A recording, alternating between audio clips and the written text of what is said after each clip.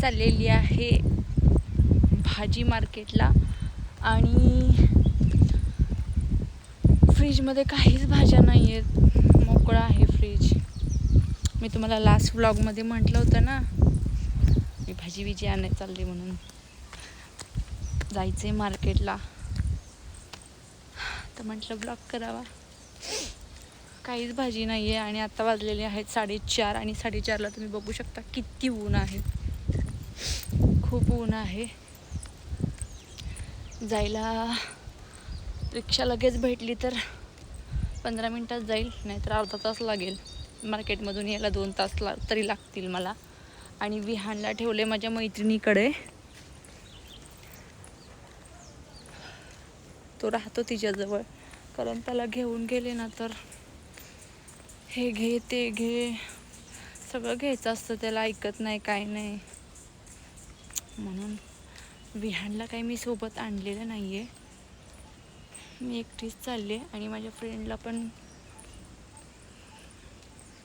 यायचं नव्हतं तर म्हटलं तर आपणच जाऊन आणावं, कारण आम्ही दोघीच जातो ना नेहमी मार्केटला. तर विहान असतो सोबत, पण आता ती नव्हती येणार तर मी विहानला तिच्याजवळच ठेवला आणि चाललेली आहे. आणि रस्त्याचं काम फायनली बऱ्यापैकी झाले. गाड्या वगैरे बंद होत्या, कच्च्या रस्त्याकडून जात होत्या, आता झाल्यासारखं तर दिसतंय, पण अजून थोडं राहिलेलंच आहे.